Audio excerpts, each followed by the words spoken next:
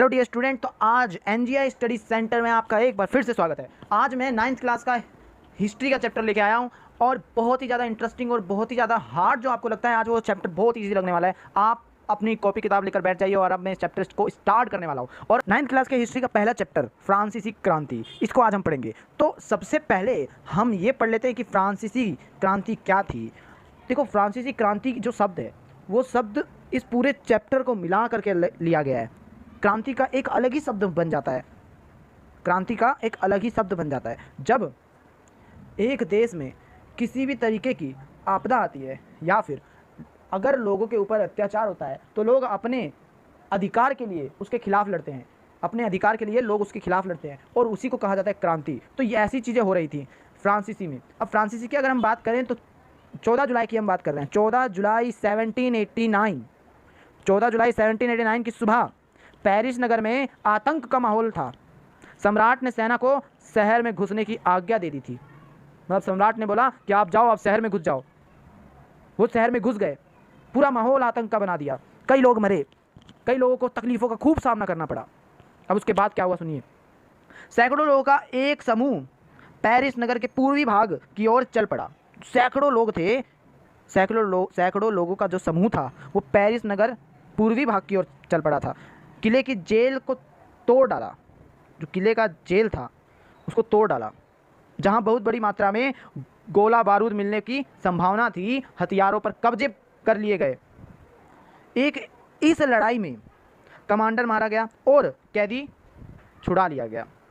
अब ऐसा नहीं है कि ये सिर्फ उसी समय के लिए था, ये घटना बहुत समय तक चला था।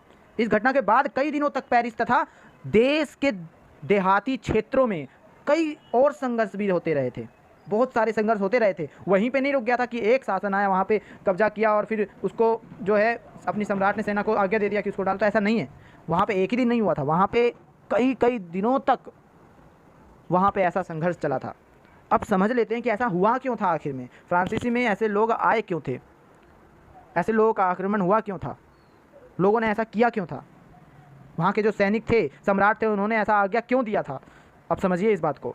18वीं सदी के उत्तरार्ध 18वीं सदी के उत्तरार्ध में फ्रांसीसी समाज कैसा था और क्या हुआ, वो कैसा था क्या था, ये चीज़ें मैं आपको पहले बताता हूँ।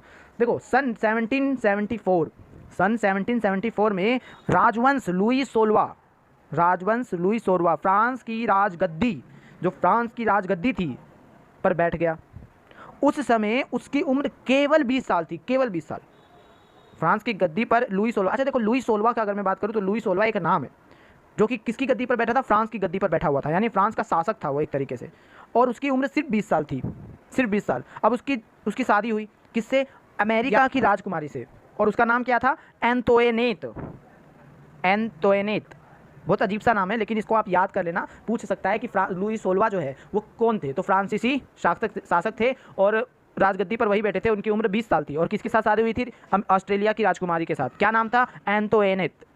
ठीक है, तो ये चीज़ आप याद रखना। अब देखो नेक्स्ट की अगर बात करें तो लुई सोलवा के शासनकाल में फ्रांस ने अमेरिका के 13 उपनिवेशों को साझा शत्रु ब्रिटेन से आज़ाद कराने में सहायता दी थी। अब इसका मतलब समझो क्या है, बहुत इंपॉर्टेंट है और यही चीज़ समझना है। अगर ये छोटी सी चीज़ जो मैंने अभी आपको बोला या अगर आपको समझ में नहीं आया ना तो आप इसको नहीं समझ पाएंगे।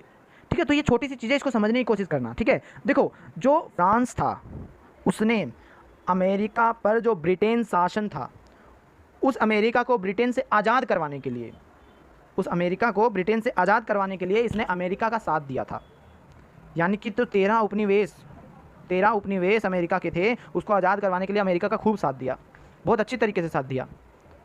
ठीक है ना। अब हुआ क्या, देखो, इस युद्ध के चलते फ्रांस पर अत्यधिक कर्जा बढ़ गया। अब ठीक है, इससे पहले भी उन पर कर्जा था, लेकिन अब उनका कर्जा और ज़्यादा बढ़ गया था और ब्याज भी लग गया था। जाहिर सी बात है, आप देखिए, सुनिएगा ध्यान से।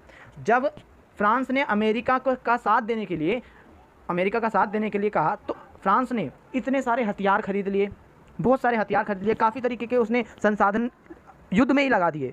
तो उस समय जब उसने इतने सारे हथियार खरीदे, काफ़ी सारे संसाधन युद्ध में ही लगा दिए, तो उसके पास बहुत सारे जो आर्थिक इनकम थी, मतलब जो पूरी इकोनॉमिक की जो इनकम आती थी, उनके पास पूरा टैक्स आता था, वो सिर्फ हथियारों में और उन सब में लगा दिया। अपने जनता के लोगों पर खर्च नहीं किया।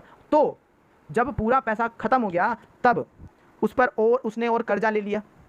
पहले से ही उस पर कर्जा था, उसने और कर्जा ले लिया। अब जब उसने कर्जा लिया तो वो जो फ्रांस था उसने उसके ऊपर जो था वो कर्जा बढ़ चुका था, काफ़ी ज़्यादा बढ़ चुका था और ऊपर से ब्याज भी लग चुका था। अब आप समझो कि एक व्यक्ति के ऊपर पहले से ही कर्जा था और अब उसने और कर्जा ले लिया। सारा जो आर्थिक इनकम जो आता था, उनका पूरा जो इनकम आता था, वो अब इनकम पूरी तरीके से डूब चुका है। तो अब वो अपनी जनता को कैसे देखेगा?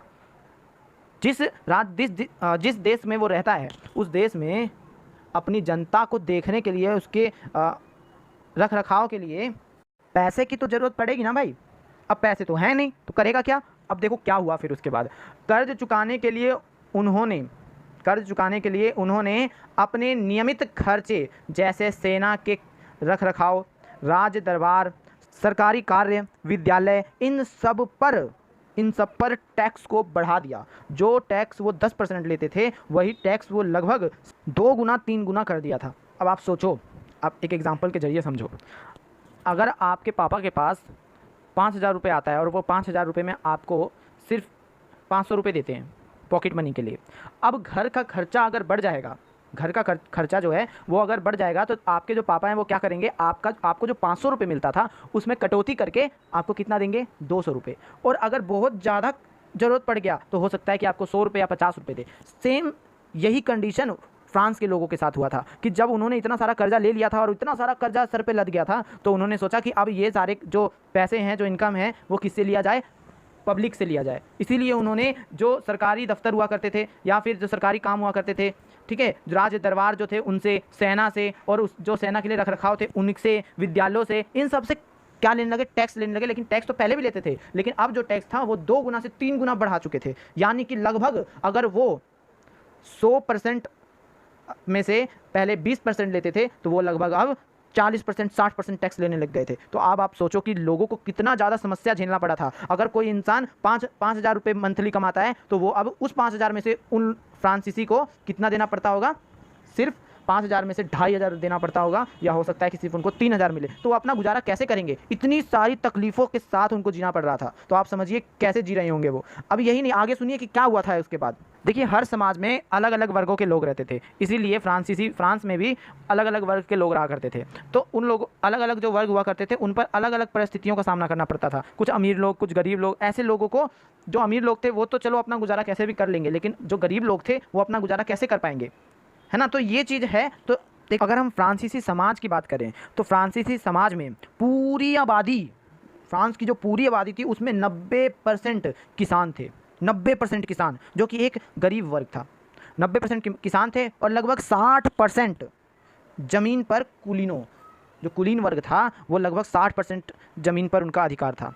और फिर उसके बाद चर्च और तीसरे अमीरों का अधिकार था। मतलब 60%, अब पूरी आबादी में 90% किसानों, ठीक है ना, और जितना ज़मीन था उसका 60% हिस्सा कुलीनों, और बाकी का जो हिस्सा है वो तीसरी जो अमीर वर्ग हुआ करते थे उनके लिए था। देखो, जो कुलीन वर्ग और पादरी वर्ग थे, ये दोनों वर्ग किसान वर्ग से बहुत ऊंचे दर्जे पे थे और उनको कुछ विशेष अधिकार जन्म से ही प्राप्त थे। यानी वो पैदा हुए और उनको जन्म से ही कुछ विशेष अधिकार दे दिए गए थे।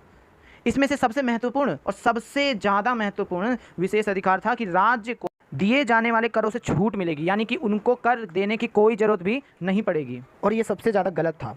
जो चर्च हुआ करते थे वो भी किसानों से कर लिया करते थे। फ्रांस का जो शासक था वो तो कर लिया ही करता था, लेकिन जो चर्च हुआ करते थे वो भी किसानों से बहुत ज़्यादा कर्ज लिया करते थे। लेकिन अगर बोला जाए तो किसान वर्ग ही एक ऐसा वर्ग था जो सब में पिस रहा था, मतलब उसको बड़ी कठिनाइयों का सामना करना पड़ रहा था। बाकी जो कुलीन वर्ग और पादरी वर्ग थे, ये तो इनको तो कुछ भी, मतलब ज़्यादा कठिनाइयों का सामना करना नहीं पड़ा जितना ज़्यादा कठिनाइयों का सामना करना पड़ा किसको?